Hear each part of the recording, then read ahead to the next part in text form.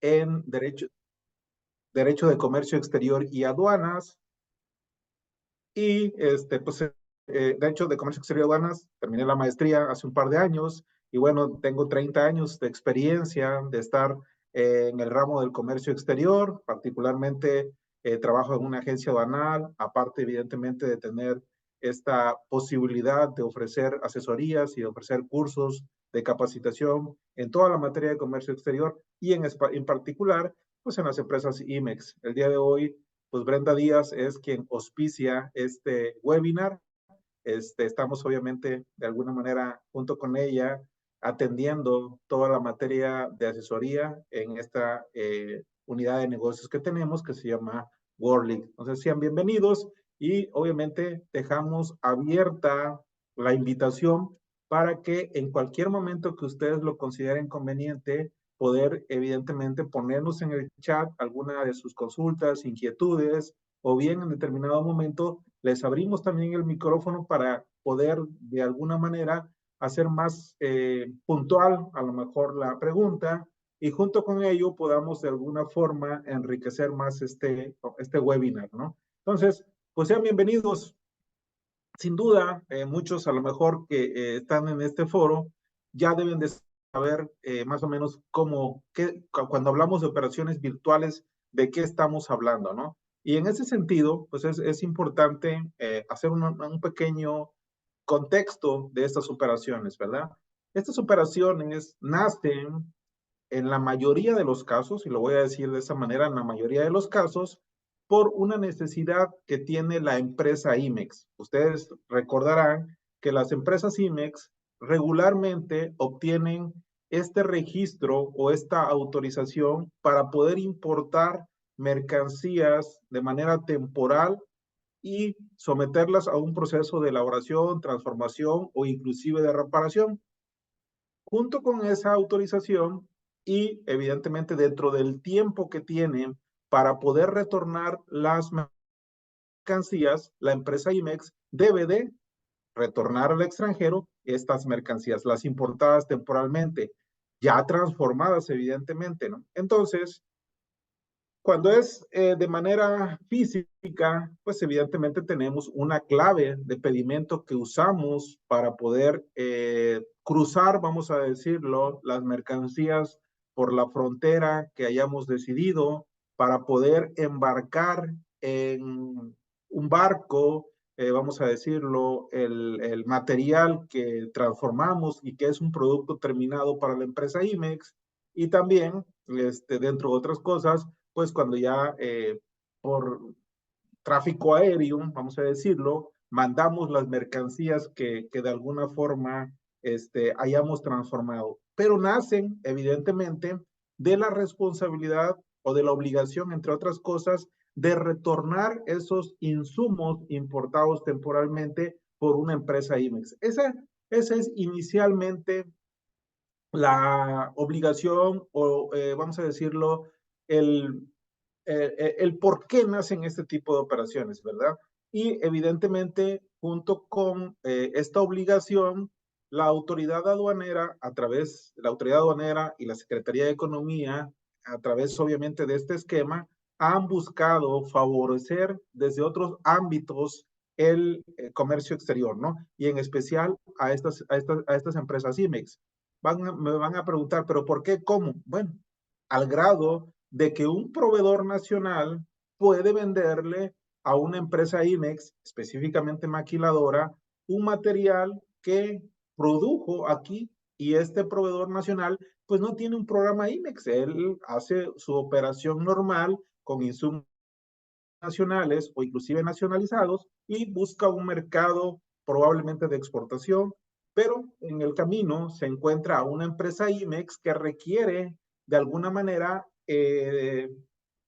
requiere sus productos y pues obviamente tiene que buscarse un esquema para que el proveedor nacional, la empresa mexicana que no tiene IMEX, le pueda enajenar, le pueda vender esos materiales con un beneficio adicional que puede ser a la tasa 0% de IVA, ¿no? Entonces, les digo, o sea, van ampliándose los beneficios a través de estas operaciones virtuales. Entonces, derivado de eso, se ha vuelto toda una especialización en hacer operaciones virtuales, porque dentro de todas las cosas tienes que identificar claramente que el supuesto de aplicación de tu modelo de negocios de alguna manera empata con la normatividad vigente. Y eso obviamente te ayuda o te puede perjudicar si no lo haces bien. Y hoy, pues más o menos vamos a estar hablando acerca de este tema. Por lo cual, obviamente, siéntanse con toda la confianza de poder exponer alguna duda, exponer algún comentario, ¿no?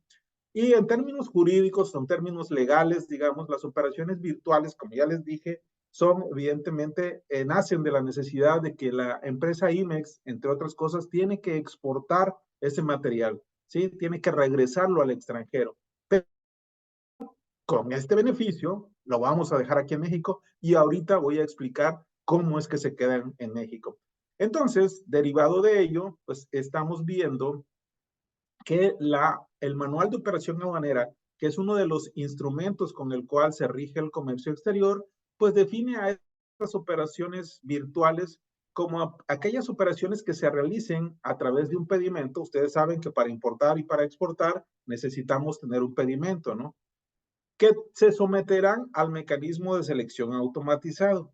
Y la ventaja en primera instancia es que no vamos a presentar las mercancías ante la aduana, ¿sí? Entonces, cuando estamos ante la operación virtual, mandamos, por ejemplo, nuestra mercancía de Querétaro a San Luis Potosí y se va directo del proveedor al cliente. No tenemos que llevarlo a alguna aduana cercana para presentarla, activar el mecanismo de selección automatizado y posteriormente entregarlo. No es necesario hacerlo porque es un beneficio que tienen precisamente estas operaciones virtuales. Entonces, en ese sentido, pues ya empezamos de gane, vamos a decirlo, ¿verdad? Porque la autoridad pues tiene configurada estas operaciones como una facilitación en temas de comercio exterior. Y derivado de eso, precisamente, cuando estemos pensando en una operación virtual, pues necesitamos saber el objeto o tenemos que saber cuál es la finalidad por la cual vamos a hacer esa operación virtual. Desde mi perspectiva, hay tres grandes bloques en los cuales podemos instalar esas operaciones virtuales. ¿Cuáles son ellos? La facilitación aduanera, el tema logístico, el tema del pago del IVA. Desde esas tres perspectivas, nosotros podemos definir si es necesario hacer una operación virtual.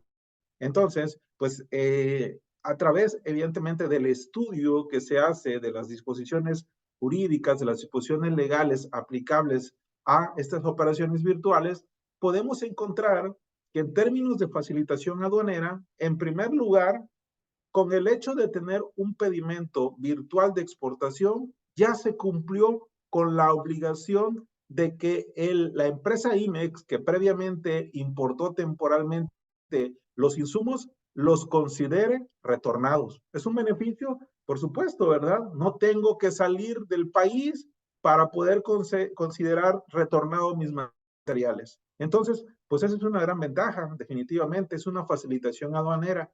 Entonces, adicional a ese pedimento virtual que ya me permitió que mi mercancía no saliera del país, que solo se moviera de la planta de Querétaro a la planta de mi cliente en San Luis Potosí, es suficiente.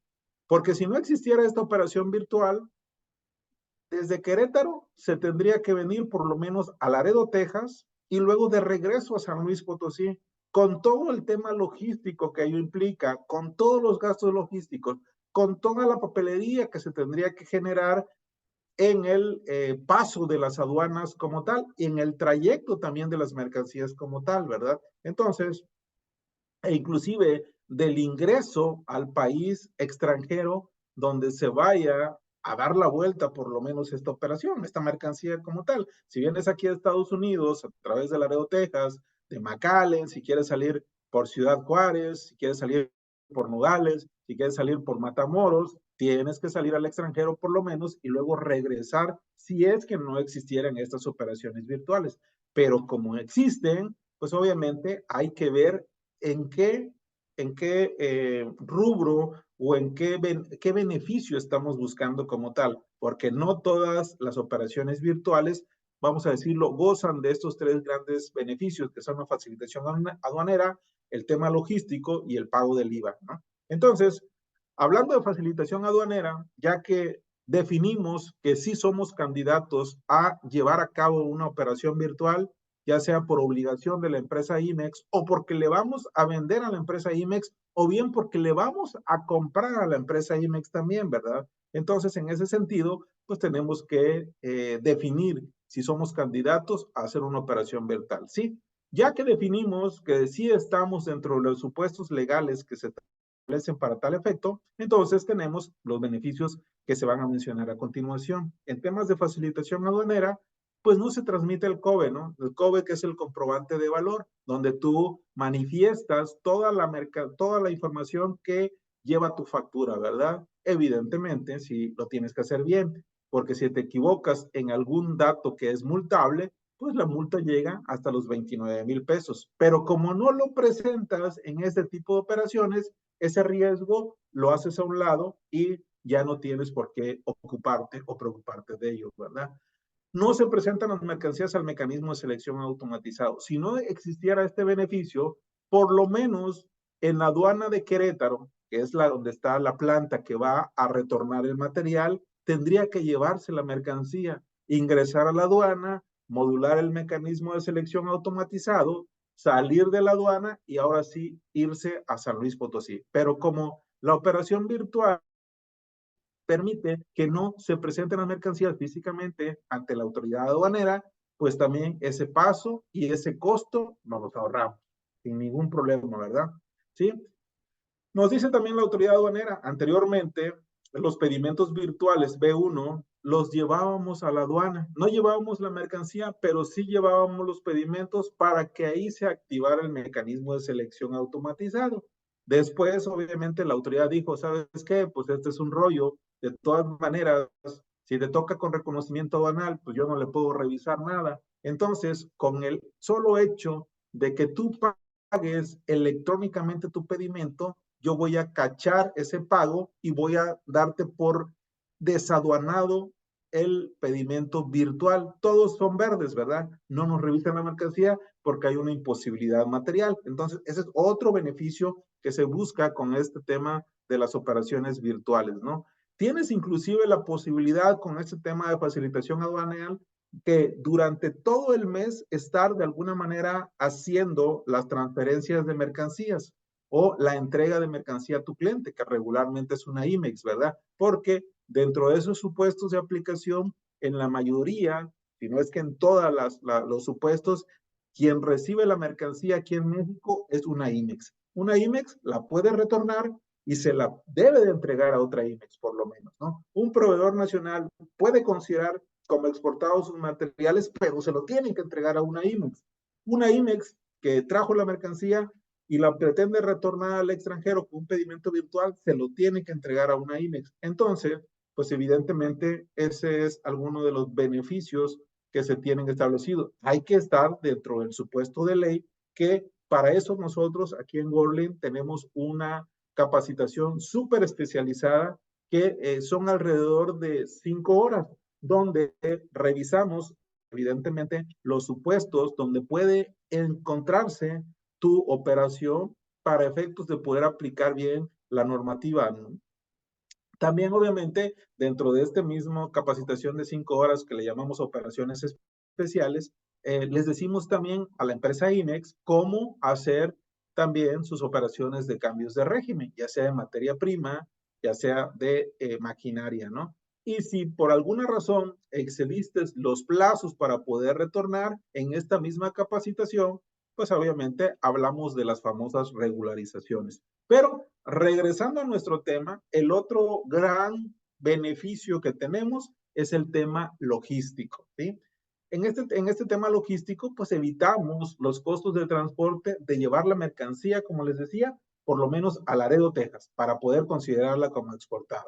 Eso nos va a evitar que tengamos que hacer un pedimento de exportación único por la mercancía que llevamos en ese momento, no durante las que podemos estar transfiriendo dentro de un mes, que evidentemente con el pedimento mensual, pues obviamente no tienes que hacer un pedimento por cada transferencia, tienes que hacer un solo pedimento mensual, digamos, con todas las transferencias que hayas hecho ese año. Es un beneficio, es una facilitación aduanera, ¿verdad? Mientras que si lo haces físicamente, cada vez que tú estés de alguna manera enviando un material, en esa medida, tú tendrás que hacer un pedimento de exportación. Entonces, pues obviamente comparado con la operación virtual, pues es un beneficio, sin lugar a duda, ¿no?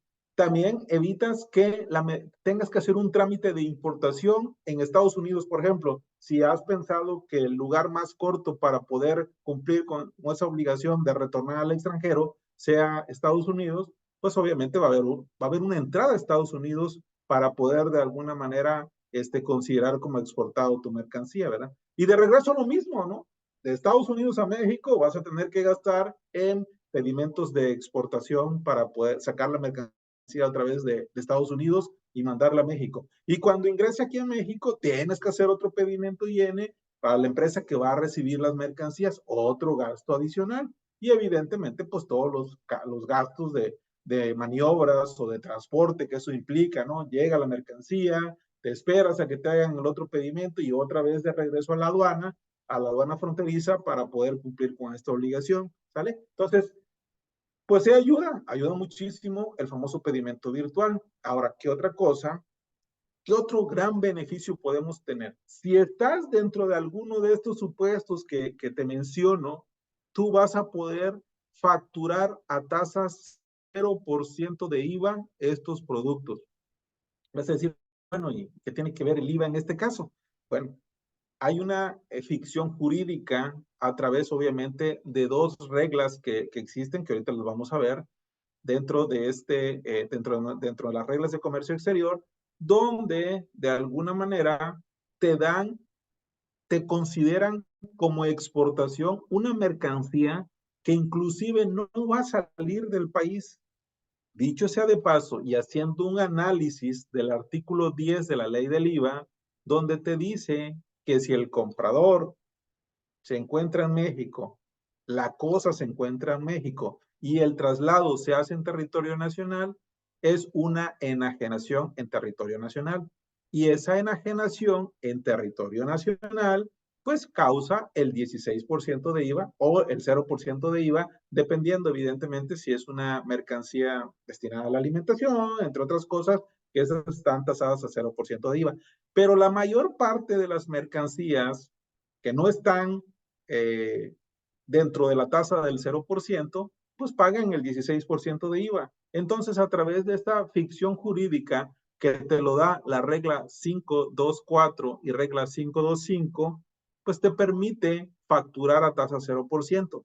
Pero sí es importante que de alguna manera estés dentro de los supuestos que señalan estas reglas para poder de alguna manera tener ese beneficio, ¿sí? Entonces, cualquiera de estos beneficios que menciono aquí, o cualquiera de estos supuestos, digamos, que menciono aquí, son candidatos a facturar a tasa 0%. ¿Cuáles son esos? La enajenación entre residentes en el extranjero, ¿no? Aquí, en esa capacitación que tenemos ya extendida, pues hago obviamente el diagrama de cómo se da esta operación. Pero ¿qué sucede? Una empresa maquiladora que no vende, que no puede vender directamente los productos terminados porque ella no es dueña de ellos, se lo regresa a su corporativo y su corporativo se lo vende a otro corporativo que tiene una maquiladora aquí en México. Entonces la operación que se hizo en el extranjero, pues como va a ser una operación, una enajenación que se hizo en el extranjero, la autoridad considera que se trata de una mercancía que se encuentra exenta, es decir, que no está dentro de la ley del IVA en términos del artículo 9, fracción 9. Esas no están dentro de la ley del IVA, ¿verdad? No son tasas 0%, solamente no están dentro de la ley del IVA. Las enajenaciones hechas a residentes en el extranjero, también estas sí se van a considerar exportaciones y al considerarse como exportaciones, la tasa aplicable es la del 0%. Entonces, si estás vendiéndole tú a un extranjero, pues obviamente eres una empresa IMEX y le estás vendiendo al extranjero, se va a considerar exportado ese material y tú pudieras estar trabajando a tasa 0% de IVA. También otra de las operaciones que están exentas o que tienen, mejor dicho, la tasa 0% de IVA, es la enajenación o transferencia de una empresa IMEX a otra empresa IMEX. Aquí en México hay una empresa IMEX manufacturadora que se caracteriza precisamente porque ella compra todos sus materiales. Ella es dueña de todos sus materiales y de su máquina. Y se la vende a otra IMEX que también tiene la condición de manufacturadora porque ella también compra y le vende a quien quiera porque es la dueña de todos sus bienes, ¿verdad? Entonces, esta empresa IMEX le puede vender a la otra empresa IMEX a tasa 0%. Y como se darán cuenta, las dos empresas IMEX están aquí en territorio nacional, pero como a través de esa ficción jurídica de la regla, en este caso 525, pues se configura que puede ser una exportación. Y vuelvo a insistir, las exportaciones están tasadas a el 0% de IVA, ¿sale? Luego también las enajenaciones de proveedores nacionales a residentes en el extranjero también juegan a una tasa del 0% de IVA para efectos, obviamente, y obviamente estén dentro de este esquema de operaciones virtuales, ¿no? ¿Cómo sucede esto? Bueno, una empresa mexicana, vamos a decirlo aquí, que, no sé, hace a lo mejor empaques o envases, ¿no?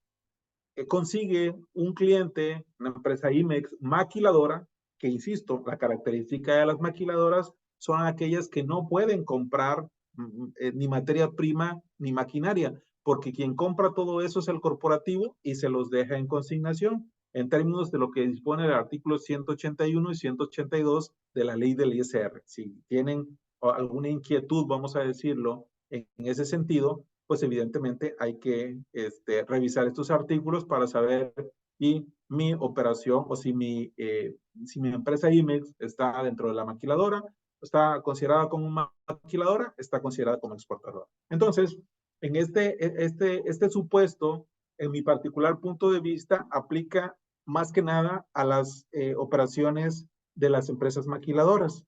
¿Sí? Porque estas maquiladoras, pues al no poder comprar ellos, la venta se hace al extranjero, que es el corporativo, y el corporativo, a través de otra operación virtual de importación, le deja a la maquiladora el producto como tal, ¿sale? Entonces, esa es otra operación que se puede tipificar. Hay también otros tipos de empresas que tienen la autorización de recinto fiscalizado estratégico, donde ellos le pueden vender a la empresa IMEX a tasa 0%. Este esquema es un poquito menos común, menos recurrente, porque hay muy pocas empresas que tengan la autorización de recinto fiscalizado estratégico. Pero si están dentro de ese supuesto, también obviamente juega a la tasa 0%.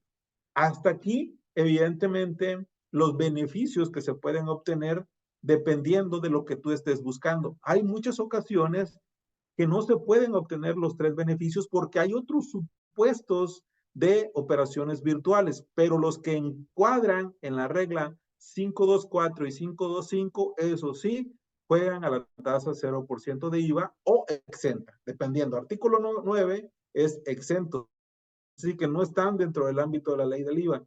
Y artículo 29 son las operaciones que están tasadas a 0% de IVA, ¿sí? Todo esto de la ley del IVA, evidentemente, ¿verdad? Entonces, es muy importante que tengamos bien identificado cuál va a ser el fin con el cual yo quiero hacer mi operación virtual. En muchas ocasiones, el fin solamente es de facilitación aduanera. En otras ocasiones es de facilitación aduanal y logístico, ¿verdad? Porque, por ejemplo, en caso de desperdicios, pues el pago del IVA sí o sí es al 16%, pero no tienes que llevar la mercancía fuera del país para considerarla como retornado esos desperdicios, ¿verdad? Y aplicas evidentemente la facilitación como tal. En temas obviamente de operaciones B5, por ejemplo, que son un poquito diferentes, también obviamente aplicas la facilitación aduanera y el beneficio logístico, pero el pago del IVA por la enajenación en territorio nacional, pues obviamente no aplicaría. Entonces, por eso es muy importante ubicarnos en el supuesto que corresponda para no estar haciendo una mala gestión del pedimento virtual como tal, ¿vale? Entonces, así las cosas. A ver, creo que, déjame ver, hay unas preguntitas aquí en el chat. Dice, ok, ¿es posible realizar un pedimento virtual cada 15 días y no cada mes? ¿Legalmente es correcto? Yo creo que sí, yo creo que sí. La verdad es que no te limita la disposición para poder hacer tus cierres cada 15 días. Es más, pues dice que son semanales y dice que son mensuales, pueden ser semanales y mensuales, ¿verdad? Lamentablemente el sistema, vamos a decirlo, no tiene la posibilidad de identificar cuándo son mensuales y cuándo son, ¿cómo se llama? Semanales. Entonces, pues obviamente, bajo esas circunstancias, pues tú pudieras cerrar cada 15 días tu bien, ¿verdad? Evidentemente, pues vas a utilizar facturas que se hayan generado dentro de esos primeros 15 días y tú estableces la regla a aplicar, ¿verdad? Porque en cuanto al vencimiento del mes, pues evidentemente estaríamos hablando muy probablemente, bueno, lo vamos a ver conforme a la regla 4321, pero pues ahí te dice que tienes que cerrar dentro de los primeros 10 días hábiles del siguiente mes en el cual obviamente abriste y realizaste tu operación, tus operaciones. Entonces yo no le veo problema en poder hacer tus cierres quincenalmente, ¿verdad? Mientras, evidentemente, no se contraponga a lo que señala la regla 4321, ¿no? Entonces, eso es mi recomendación como tal. Luego dice, ¿cuál sería el comprobante legal que se debe tener en el expediente de comercio exterior para acreditar el traslado de las mercancías entre empresa IMEX para justificar la tasa 0% de IVA? ¿Vale? Entonces, aquí, evidentemente, lo que busca la autoridad en la mayoría de los casos es precisamente que el material retorne, ¿sí? Y nomás para contexto, ahorita contesto bien la pregunta, ¿verdad? Porque hoy en día, por ejemplo, las empresas IMEX que realizan operaciones virtuales donde están con el pedimento virtual acreditando, y ahí voy para allá, acreditando la exportación como tal, pues deben de asegurarse, entre otras cosas, que su cliente de alguna manera exporte ese material, porque de lo contrario, ellos se vuelven responsables solidarios por lo que vaya a hacer el cliente que va a recibirles esos productos que ellos le transfirieron y que emanan o que se produjeron a través, obviamente, de insumos que se importaron temporalmente. Entonces, volviendo a tu pregunta, dentro del artículo 59, me voy a salir un poquito de lo que es la ley aduanera, pero dentro del artículo 59 del Código Fiscal de la Federación se establecen las presunciones por las cuales la autoridad no va a considerar como exportados esos materiales. Y te dice, evidentemente, que no es suficiente, para mí te podría decir, con el pedimento de exportación, pero te dice, no es suficiente que tú hayas presentado el pedimento de exportación.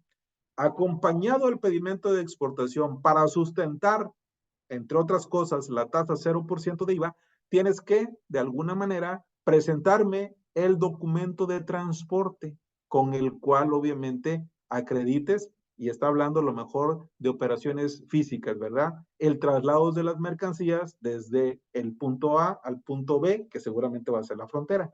Pero podemos aplicar esa misma criterio para poder de alguna forma asegurar que nuestra mercancía sí gozaba de una tasa 0% de IVA. ¿Cuál va a ser la documentación con la cual vamos a acreditar eso? Pues evidentemente el pedimento, el documento de transporte, vas a acreditar, conforme a lo que dice el artículo 59, que también hayas tenido el almacenamiento de esos bienes.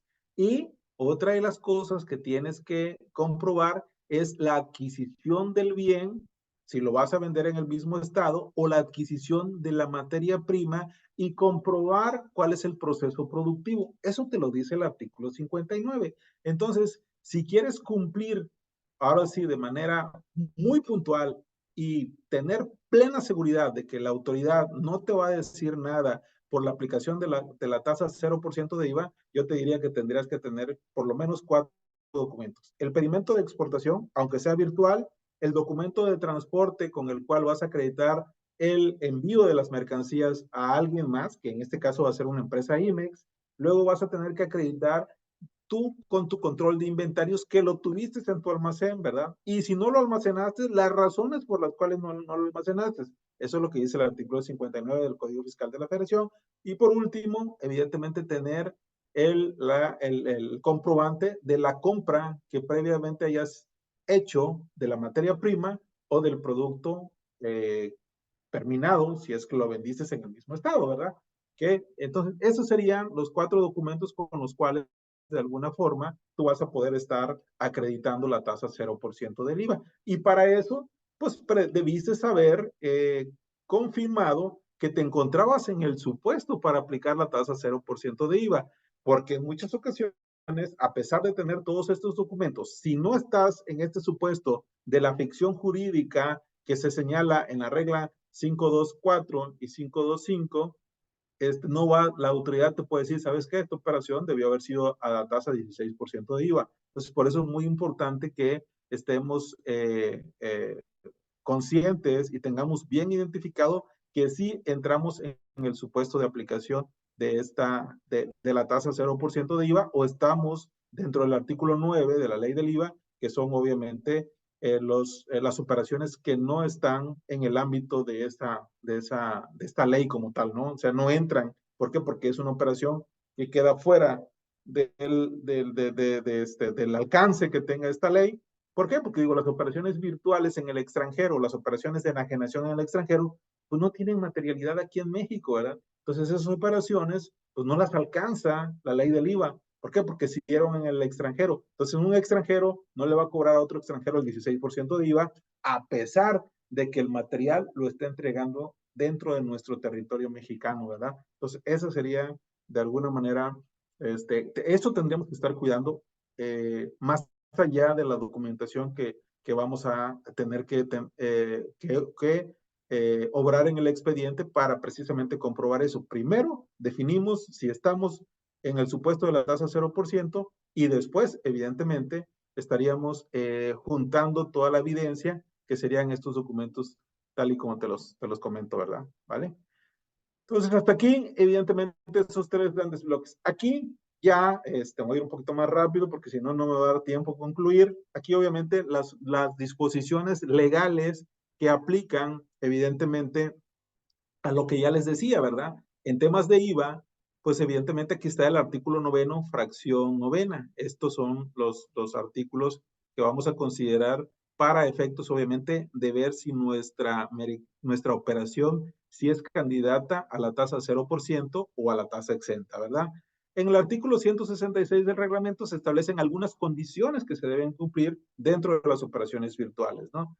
La regla 526, ya hablamos de la 525, 524, sobre todo en los supuestos de aplicación. En la regla 526 se establecen las formas en que hay que realizar la facturación de estas operaciones virtuales y en la regla 527 pues se establece la manera de darle reversa a las operaciones que de alguna forma se generaron con la regla 524, 525. Por alguna razón, no, el material que me mandaste no sirve, el material que me mandaste no es de las especificaciones que yo te pedí. Entonces, a veces cuando ya el pedimento está cerrado, pues evidentemente hay que darle reversa y eso pudiera ocasionar que de alguna forma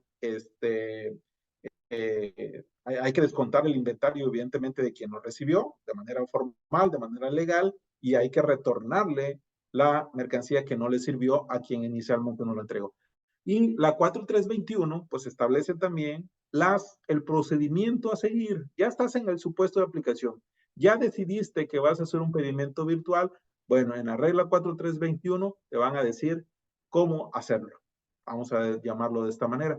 Y en el artículo 105 y 112 de la ley aduanera existe la posibilidad, y en el artículo 8 del decreto IMEX también, establece la posibilidad de realizar estas transferencias, ¿sí? De poder que una empresa IMEX entregue a otra empresa IMEX ese material que importó previamente temporal para producir un artículo que posteriormente tendría que exportar, ya sea de manera física o de manera virtual, como es el caso que estamos analizando el día de hoy. ¿Sale? Otra de las cosas que para evitar confusiones debemos de tener bien claro es el rol que vamos a jugar en la operación como tal. Si eres cliente de una empresa IMEX y tú también eres IMEX, vas a jugar al rol de importador. Si tú estás pretendiendo retornarle a otra empresa IMEX el material que transformaste con, vamos a decirlo, materias primas importados temporalmente, pues vas a jugar al rol de exportador, ¿verdad?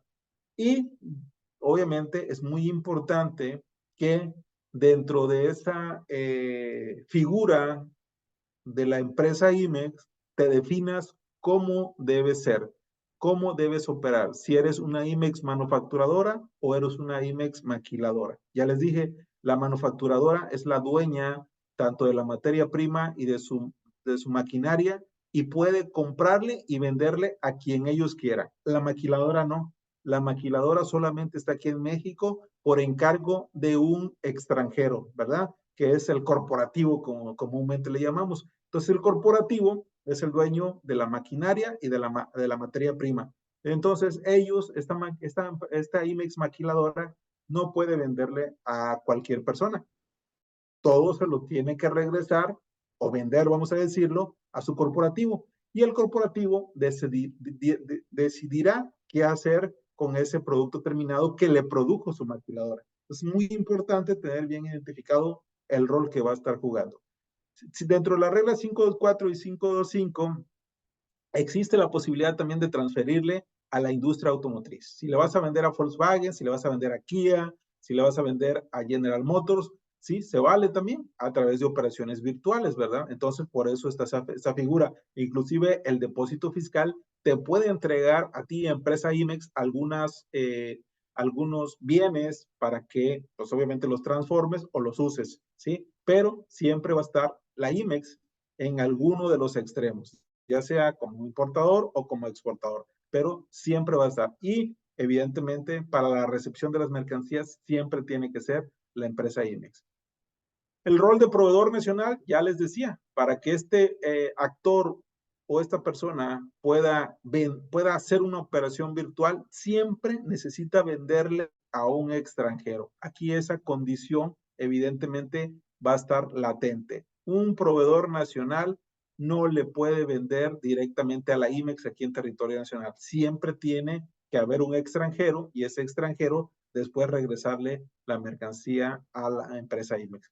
Y los residuos fiscalizados estratégicos, que también, como lo veíamos, tienen juego en estas operaciones virtuales porque ellos también pueden hacer transformación, pueden transferir en el mismo estado. Entonces, ¿a quién? A una empresa IMEX, o la empresa IMEX le puede transferir también su producto terminado a una empresa IMEX, o el residuo fiscalizado le puede transferir a una empresa IMEX, o la empresa IMEX le puede transferir el residuo fiscalizado. Hay que, obviamente, ubicarnos en el supuesto que corresponda. En la regla 524 y 525 existe, evidentemente, la disposición para tal, obviamente, pagando tasa 0% de IVA. Pero nos vamos a encontrar otro tipo de virtuales con los cuales no necesariamente juega la tasa 0% de IVA.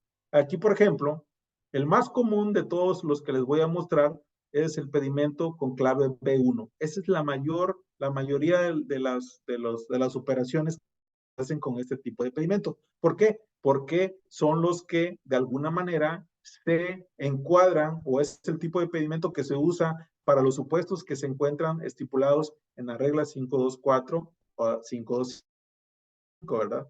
Existen también, dentro de otras operaciones muy comunes, los B5, que aplica obviamente a las IMEX que tienen su registro OEA. No, nada más esas empresas pueden hacer las operaciones B5.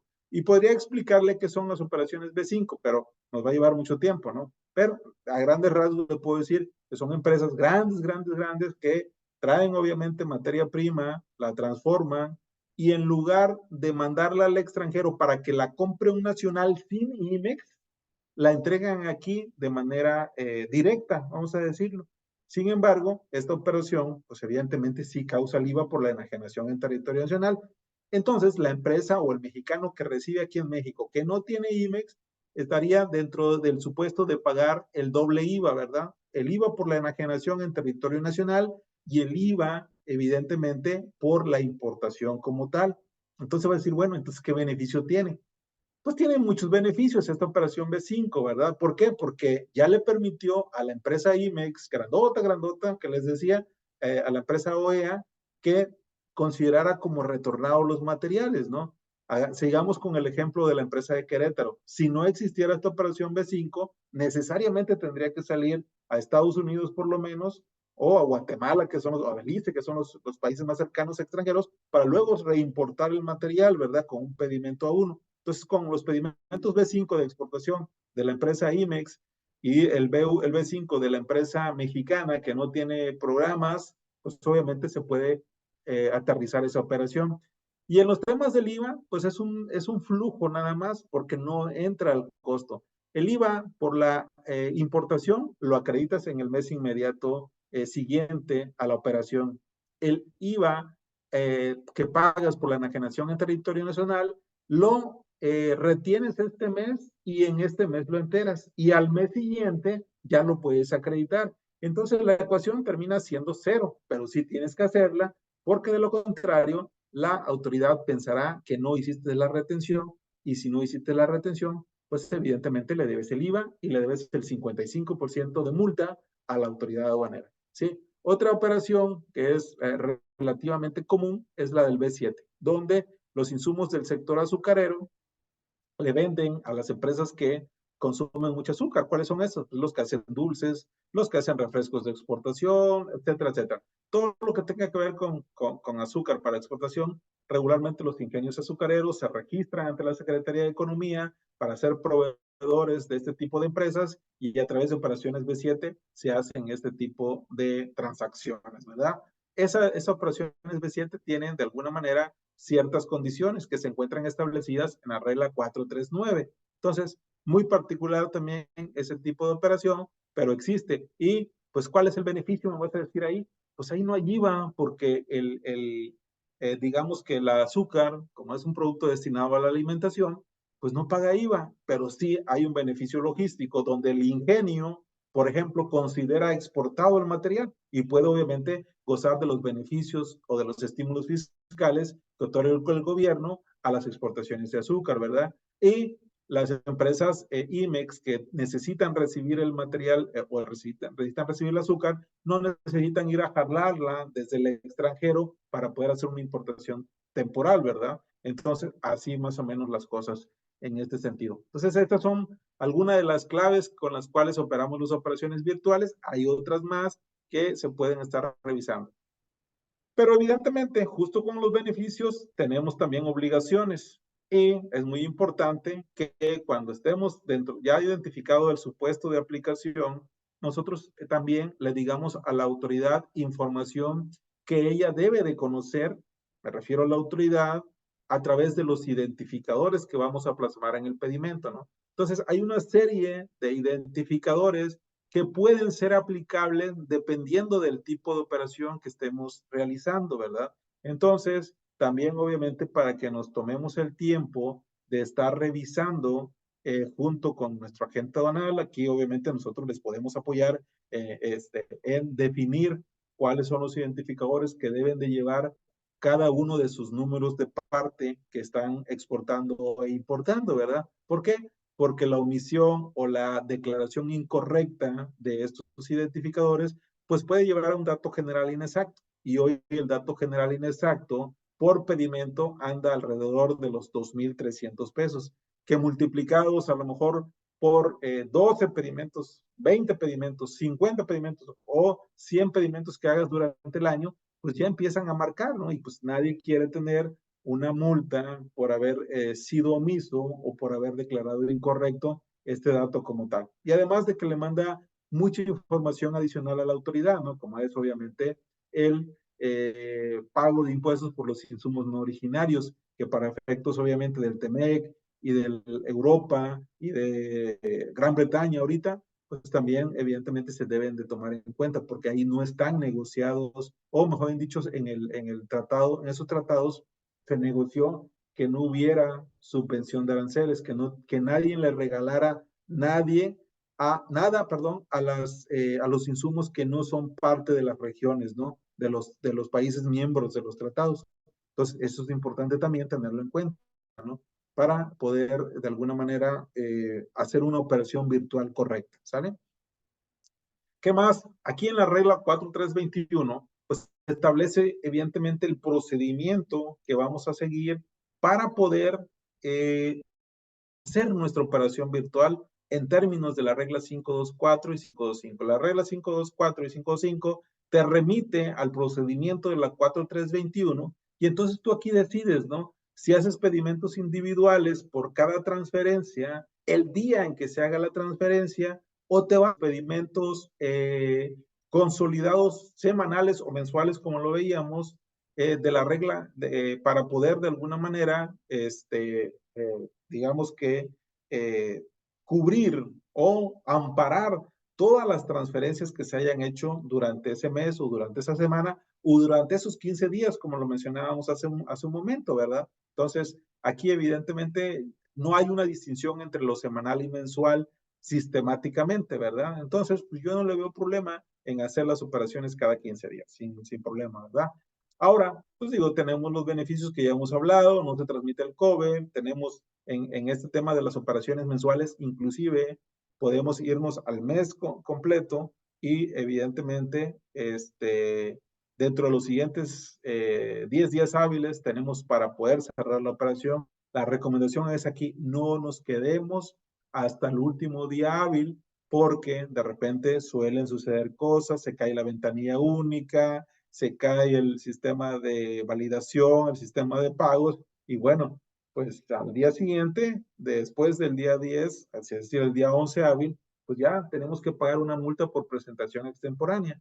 Evidentemente, pues la multa pues ya anda alrededor de los 4,000 pesos, ¿verdad? Que aplicando el descuento del 50%, pues te queda por lo menos en 2,000 y cacho, ¿verdad? Pero pues qué necesidad, como decía Juan Gabriel, hay que prever esa circunstancia y estar abasteciendo a quien corresponda, a su agente aduanal, a quien crean conveniente, para que durante el transcurso del mes se vaya llenando toda la información, se vaya capturando toda la información en el sistema que permita que dentro del día 3, día 4, vamos a decirlo, ya tener nuestros pedimentos cerrados. Esa sería nuestra recomendación. Cualquier, por favor, comentario, cualquier asesoría o cualquier ayuda que necesiten con los pedimentos virtuales o con la operación IMEX, por favor, no duden en hablarnos. Brenda es la encargada aquí de toda la parte comercial, entonces ella con todo gusto pudiera eh, darles una cotización, inclusive cita para poder de alguna establecer mecanismos de control, mecanismos de operación, etcétera, etcétera, tal. Entonces, por favor, siéntase con toda la confianza de poder establecer comunicación con nosotros y estar de alguna manera haciendo lo necesario para tal efecto, ¿verdad? Dentro del 21, también se establece que evidentemente podamos en determinado momento, si se nos fue, se nos olvidó, se nos pasó el tiempo y evidentemente tenemos a lo mejor que presentar extemporáneamente esa operación, se puede hacer siempre y cuando no haya vencido el plazo del retorno de la materia prima, porque en operaciones virtuales son 6 meses, en operaciones normales o físicas son hasta 18 meses los que tiene la empresa IMEX para retornar el material al extranjero, ¿verdad? Entonces no te vayas a quemar el tiempo para hacer tu operación virtual, ¿verdad? Entonces, esto sería cuestión de cuidarlo, o bien por alguna razón te fuiste al día 11 que ya veíamos, o bien se te olvidó presentar el pedimento de exportación al día siguiente después de haberse modulado el de importación, o después de haberse presentado el de importación, bueno, pues también te vas a hacer acreedor de esta multa porque considera extemporáneo la autoridad como tal, ¿no? También obviamente debemos de cuidar los digamos que los pesos que manejamos en cada una de nuestras transferencias. Dentro de esta regla 4321 se establece evidentemente los pesos que se deben de considerar para efectos obviamente de estar haciendo las transferencias. Es decir, en una caja, pues si le subes 30 toneladas, pues a lo mejor no estás cumpliendo con la NOM 012 de la SCT 2014, ¿verdad? Y eso obviamente puede ocasionarte que una revisión de parte de la autoridad te pueda considerar como no válida la operación, que ese es un tema bastante importante, ¿no? Entonces, si no te considera válida la operación como tal, pues en estricto sentido no tienes retornado los materiales, ¿no? Y si no te considera válida la importación, es muy la operación, es muy probable que en la importación temporal, del pedimento que tengas esa importación temporal, no puedas acreditar la legal tenencia de esos materiales, ¿verdad? Entonces, sí se convierte en un tema. Debemos de cuidar en todo momento también esta disposición, pero la que más debemos de cuidar, pues es la que se encuentra consagrada en esta última parte de la regla 4321, ¿no? Que te pide que todas tus transferencias, sobre todo para la empresa IMEX que está retornando el material, que todas tus operaciones estén registradas en tu anexo 24. Es decir, con qué pedimento importaste temporalmente, cuáles son los insumos mexicanos o los nacionales que incluiste, los nacionalizados, cuál es tu proceso de transformación, que vaya incluido tu billete de materiales o tu lista de materiales consumibles, etcétera, etcétera. Y además, que obviamente tengas una operación de transferencia, eh, digamos que comprobable con un CFDI.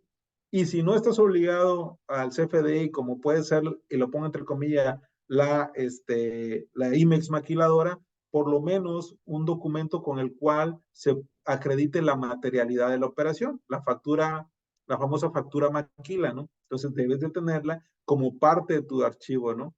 Quiere también conocer los traslados físicos de tu mercancía. Hoy en día, con la integración o con la obligación de que todos los materiales se puedan obligar a usar CFDIs y en particular con complemento carta aporte, pues evidentemente es también materia de fiscalización de parte de la autoridad. Entonces, con esa información, pues tienen los elementos necesarios para poder acreditar que la mercancía sí se transfirió, ¿no? Y obviamente, como les repito, le habla básicamente a esa obligación que tiene la empresa IMEX de retornar lo que importó temporalmente, ¿no? Entonces, para que no se vayan a quedar cortos o no se vaya a la autoridad a, de alguna manera, considerar inválida la operación, asegúrense de tener todo lo que ya les mencioné del artículo 59, que era obviamente 59 del Código Fiscal, que es muy similar a esta obligación que también se encuentra consagrada dentro de la regla 4321. Entonces, vamos a decirlo, que el cumplimiento de ambas disposiciones, primero la otra para poder obviamente garantizar la tasa 0% de IVA como lo veíamos, y esta para acreditar el retorno de esas mercancías y la empresa IMEX se pueda liberar por lo menos en tiempo y forma de ese inventario importado temporalmente. Entonces, muy importante cumplir con esta disposición. Ya voy con las preguntas. Y ahora, ya nada más por último, también se tiene que observar dentro de estas operaciones virtuales las disposiciones del artículo 166 del reglamento de la ley aduanera, que establecen que los pedimentos deben amparar las mercancías amparadas en un solo vehículo. Evidentemente, cuando son operaciones individuales, como lo veíamos, ¿verdad? Cuando son operaciones consolidadas, sí tienes que también comprobar por vehículo qué es lo que tuviste transfiriendo. ¿Cómo? Con la carta aporte, ¿verdad? Con la factura con la cual hiciste el traslado y evidentemente teniendo bien documentado tu proceso productivo dentro de tu anexo 24, ¿sí? También, obviamente, este artículo 166 te establece que no vas a poder transferir las mercancías en el mismo estado que lo hayas importado, ¿verdad? ¿Por qué?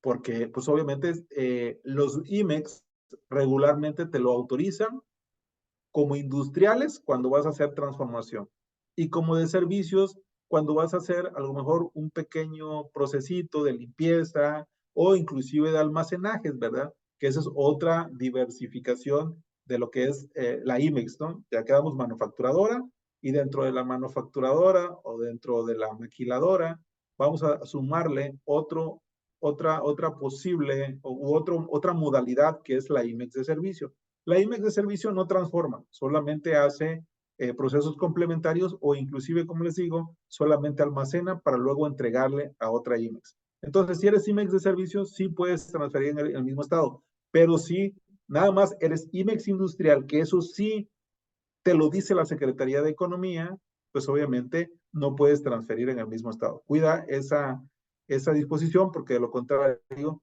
la autoridad te puede decir que no es válida tu operación. El plazo para el retorno son 6 meses y estas disposiciones de los 6 meses no aplica para proveedores nacionales que se van a 18 meses y la IMEX certificada que se van hasta los 36 meses cuando reciben material que les están transfiriendo, ¿sí?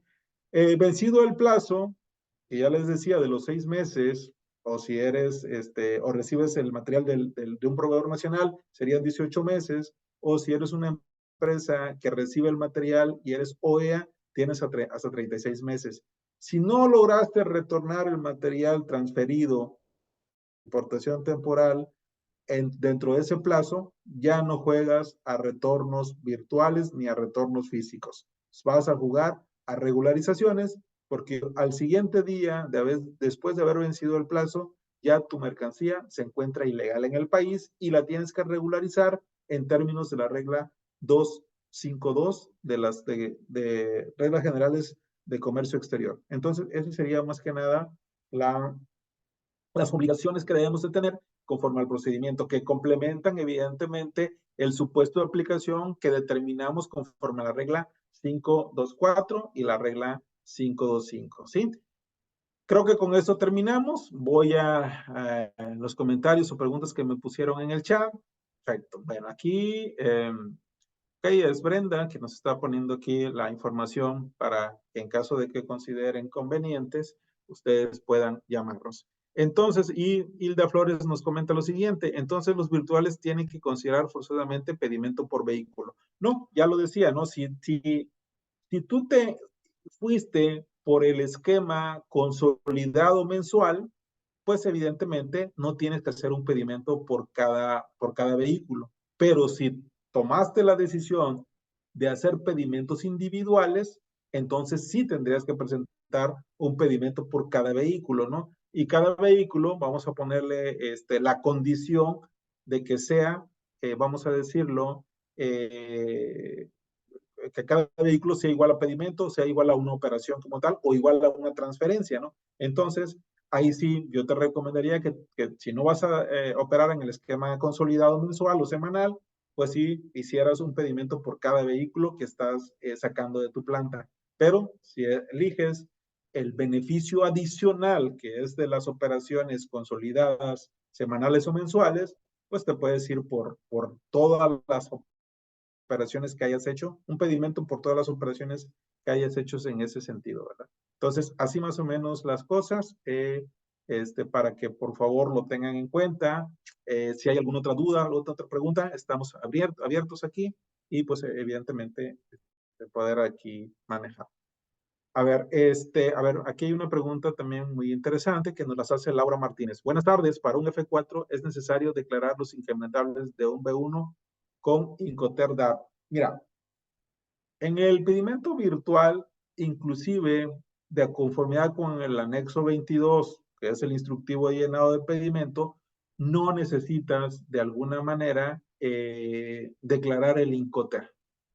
Y te recuerdo que los incrementables que se deben declarar en las operaciones de comercio exterior son hasta que se den los supuestos del artículo 56 y ya me voy a meter en otro rollo, pero espero no aburrirlos o no quitarles mucho tiempo. El 56 establece que todos los incrementables van a ser hasta el lugar de causación. ¿Cuál es el lugar de causación en términos del artículo 56? Si tu mercancía viene por vía marítima, el primer puerto que toque primer puerto nacional. Si viene de Europa y el primer puerto nacional es Veracruz, todos los gastos hasta Veracruz tienen que ser incrementables. Los gastos de Veracruz a la planta de Querétaro no son incrementables, ¿vale? Si es aéreo, igual. Si todos los gastos hasta el aeropuerto de Guadalajara son incrementables. ¿sí? Pero de ahí en fuera, todos los que son del aeropuerto de Guadalajara para llevarlo a Querétaro no son incrementables. Y así en la frontera, todos los gastos hasta la línea divisoria son incrementables. Después de la línea divisoria hasta Querétaro no son incrementables. En ese sentido, en mi opinión, los pedimentos virtuales ni deben de llevar Incoterm ni deben de llevar incrementales, para que lo tengan en cuenta. ¿Por qué? Porque no hay una razón jurídica que te obligue y darles información en los pedimentos virtuales, pues realmente es, en mi punto de vista, es probablemente un error. Entonces, yo recomiendo que no lo hagan, ¿verdad? Que no declaren Incoterms en el pedimento B1 y que tampoco declaren incrementables porque no se está cumpliendo con la disposición que señala precisamente el anexo 22, donde dice que los incrementables solamente se harán los que señala el artículo 65 de la ley aduanera, y el artículo 65 de la ley aduanera señala que serán todos los gastos hasta que se den los supuestos del artículo 56, que ya expliqué cuál es el lugar de causación, ¿vale? Iván comenta, buenas tardes maestros, ¿es necesario realizar manifestación de valor y hoja de cálculo para importaciones virtuales o la ficción jurídica sería, o por la ficción jurídica sería necesario realizar?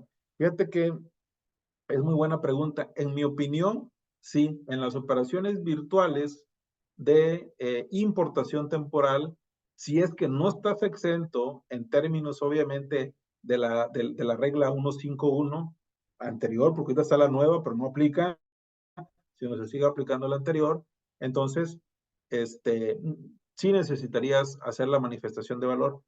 Creo que todavía está a la disposición de que las empresas, ahorita no recuerdo exactamente, que las empresas certificadas en materia de IVA y EX no están obligados a la presentación de la manifestación de valor y hoja de cálculo, pero siempre y cuando sea certificada IVA y EX. Hay que checar la regla 151 de la resolución miscelánea fiscal de 2018, que es la que está vigente, ¿no? Porque han venido de alguna manera prorrogando la entrada en vigor de la actual regla 151, ¿verdad? Que obviamente habla de la manifestación de valor electrónica. Entonces, todos los transitorios de la regla dice que para efectos de la manifestación de valor te tienes que remitir a esa disposición del 2018, si no mal recuerdo, donde obviamente se estipula la manifestación de valor física, manual, vamos a decirlo, ¿verdad? Entonces, y ahí se encuentra establecido, si no mal recuerdo, las empresas certificadas IVA-IEPS no necesitan tener la manifestación de valor y hoja de cálculo. Pero si no eres empresa certificada IVA-IEPS y si eres IMEX, sí estarías obligada a presentar esa solicitud como tal. O ¿cómo se llama? Esa documentación que es la hoja de cálculo y la manifestación de valor, ¿vale? Muy bien, gracias. Dice, es que es obligatorio declarar Incoterm en el pedimento, ya que es mutable. Fíjate que no, si tú checas el anexo 22, en el punto particular del Incoterm, fíjate que no puse esa diapositiva, que también la tengo. Ahí dice que en operaciones virtuales no será necesario declarar esa operación, ese Incoterm. Aprovechen esa disposición para que no haya distorsión de la información como tal. Chécate el anexo 22, ahí está la disposición que dice que en operaciones virtuales no será necesario declarar el Incoterm como tal, ¿vale? Entonces, así más o menos. Laura Martínez dice, gracias. Adicional, si una mercancía de importación temporal que me transfiere una IMEX a IMEX está sujeta a impuestos de importación japonés, al transferirle una mercancía, me transfiere el pago de los impuestos. Sí, a ver, aquí evidentemente habrá que ver si la empresa IMEX japonesa, y nos vamos a tener que ir a evaluar, si no mal recuerdo, la 1617, la regla 1617, que te habla que si la empresa que te está transfiriendo es una empresa IMEX de servicios, que te la está transfiriendo en el mismo estado y que no hubo transformación con esos insumos, de esos insumos no originarios, puedes usar el beneficio que él usó al momento de la importación temporal, únicamente siendo IMEX de servicio, ¿verdad? Si no eres, si la empresa la IMEX que te está transfiriendo no es IMEX de servicios, entonces sí se tendría que pagar, se tendría que determinar y pagar el impuesto del insumo no originario. Ahora, ese es otro tema que traemos nosotros dentro del curso completo que te estoy diciendo, donde evidentemente evaluamos las posibilidades que tienen de cómo pagar ese IGI, ¿verdad? Y entonces, pues, por ejemplo, checamos si hay una disposición, por ejemplo, del uso de la fracción 9807. Te voy a decir así nada más, ¿verdad? Pero habrá que evaluarlo si estás en esa operación, donde te dice que si cuentas con un certificado de origen de mexicano para efectos del tratado con Japón, por ejemplo, lo puedes hacer válido en la operación virtual y te llevaría a la tasa que esté estipulada dentro del tratado. Pero es un poco más especializado ese tema, ¿no? Entonces, si requieres un poco más de asesoría en ese sentido, por favor, llámanos y podemos hacerte un estudio de cómo atender esa operación de manera muy puntual, analizando obviamente el modelo de negocio que tengas y analizando también las condiciones de tu proveedor, en qué sentido están viniendo, si es mercancía transformada o si es mercancía que te transfieren en el mismo estado, etcétera, etcétera. Hacer un análisis muy puntual de esa disposición, ¿sí? Entonces, Mm, este, a Perdón por interrumpir, creo que quedó pendiente una pregunta. Considero que a es ver, ¿me lo puedes importante. leer, por favor? Dice, ¿el pedimento virtual se debe hacer antes o después de la transferencia física de las mercancías? Mira, de acuerdo a la regla 4321, si es operación individual, se tiene que hacer el día en que se hace la transferencia.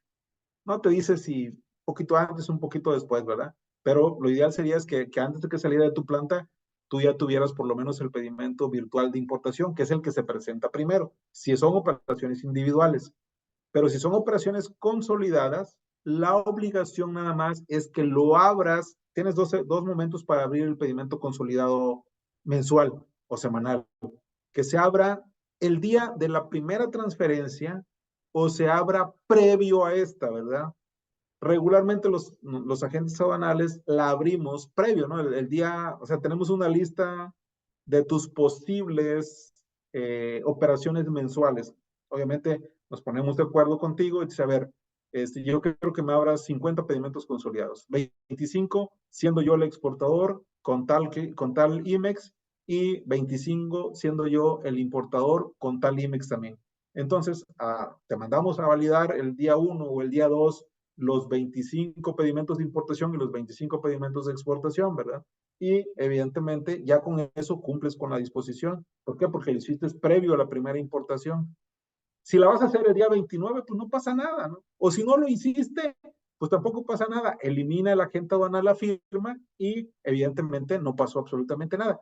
Pero sí puede pasar cuando no la abriste. O sea, hiciste transferencias y el día 29 quieres abrir tu pedimento consolidado, pues la autoridad te puede desconocer esa operación porque no lo hiciste ni en la primera transferencia virtual ni previo a esta, ¿no? Entonces, esa sería de alguna forma ahora sí que la mejor práctica, ¿no? Y obviamente que está estipulada dentro de esta regla 4320.